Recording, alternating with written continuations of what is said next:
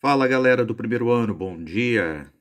Vocês estão achando que vão ficar na moleza aí? Tá não, vão lá na página 44, capítulo 4, doenças causadas por vírus. Só recapitulando aquilo que nós já tínhamos visto, né? Quando falamos dos vírus, né, falamos também das principais viroses.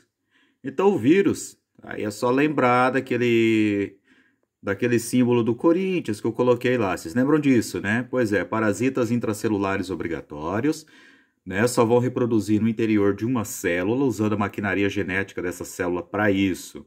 Só que quando ele faz essa reprodução, ele acaba então provocando doenças.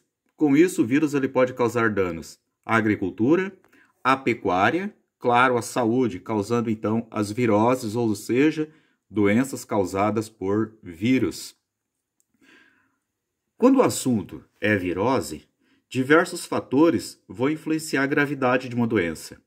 Dentre esses fatores, nós temos a extensão e o tipo do tecido afetado, né?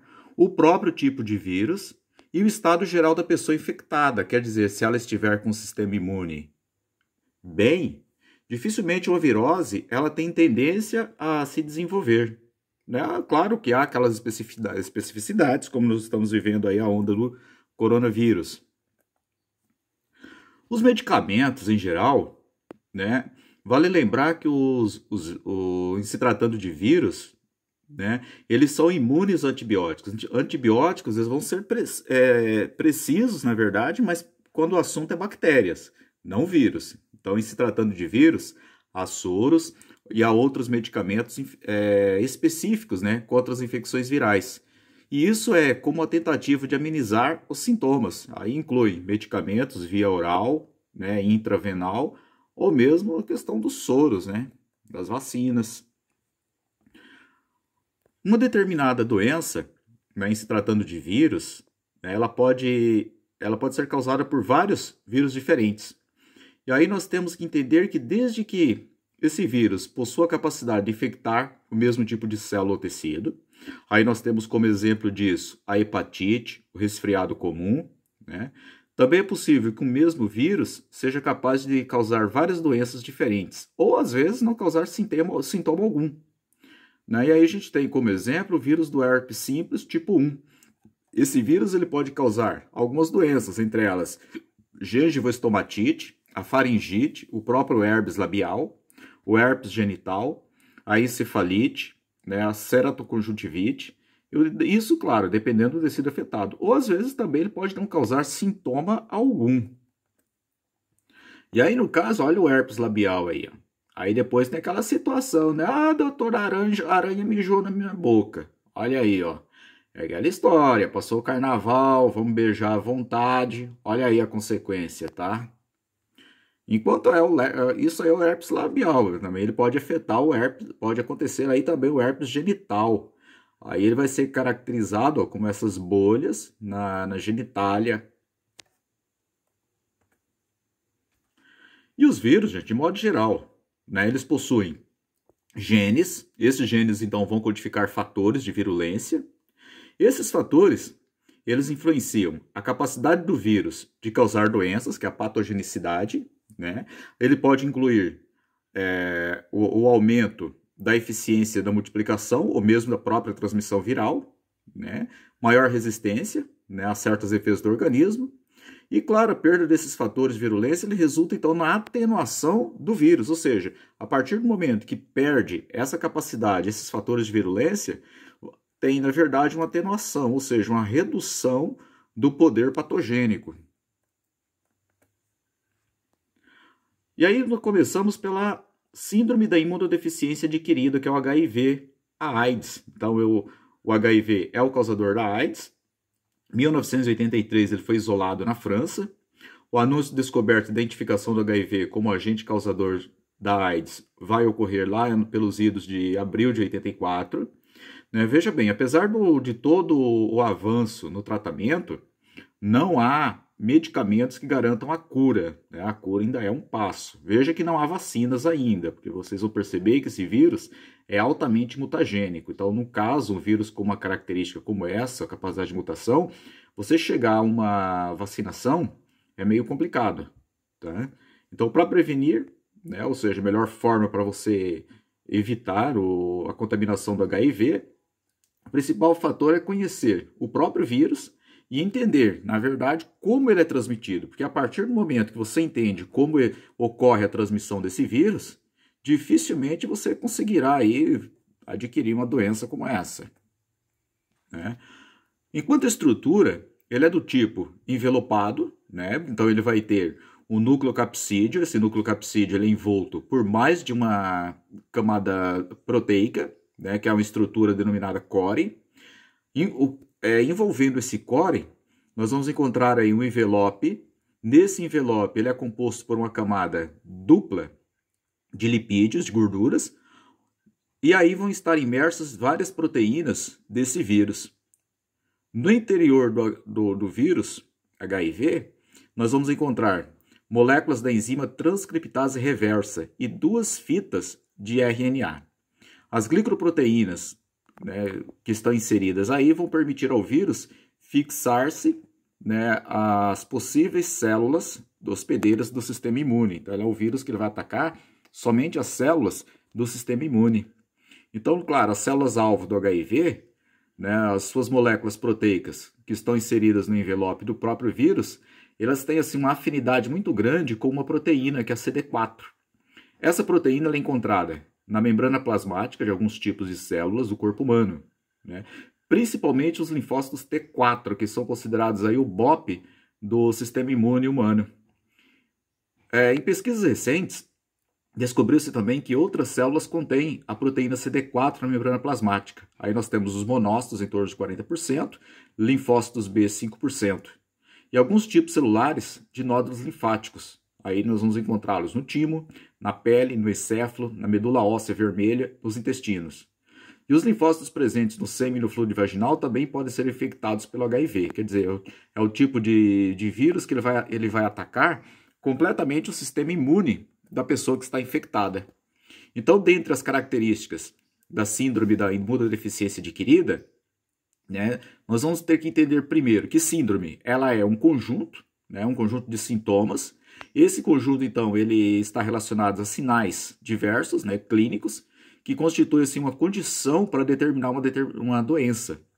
E a AIDS ela vai se caracterizar, então, por um conjunto de infecções oportunistas. Essas só vão surgir a partir do momento que há uma queda na imunidade do paciente. Quer dizer, a partir do momento que há uma queda significativa do sistema de defesa. A AIDS em si ela não mata, mas sim tá, as infecções oportunistas. Vacinas, claro, é um desafio, porque o material genético do HIV ele é altamente mutagênico. Então, num caso como esse, chegar a uma vacina é meio difícil, né? Agora, o que tem que ter claro ainda? Né? As formas de transmissão. Então, de que forma você vai conseguir adquirir uma AIDS? Através do sexo desprotegido, né? O sexo sem camisinha, o compartilhamento de seringas, através da mãe infectada para o filho, né, durante a gravidez, né, ou ela vai transmitir lá no momento do parto, tá?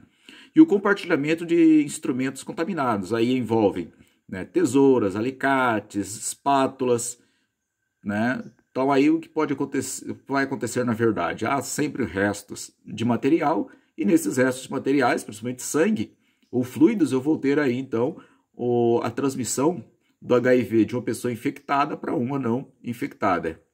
E claro, ainda há um preconceito, porque várias formas, né, você pode adquirir a AIDS. Então, nesse preconceito, as pessoas, às vezes, elas confundem o aperto de mão, né, um abraço, né, um simples toque. Então, são formas que você não vai pegar um AIDS.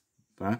Então, a partir do momento, um sexo seguro usando a camisinha, dificilmente alguém vai conseguir adquirir a AIDS, né? Então, num aperto de mão, não pega, através do suor, da saliva, da lágrima, da tosse ou do espirro, de picadas de insetos, né? Assentos de ônibus, compartilhamento de copos, talheres e pratos, né? Pelo ar, tá? São formas que não há como pegar um HIV. Na doação de sangue, o sangue ele é altamente testado, né? Para todo e qualquer tipo de DST.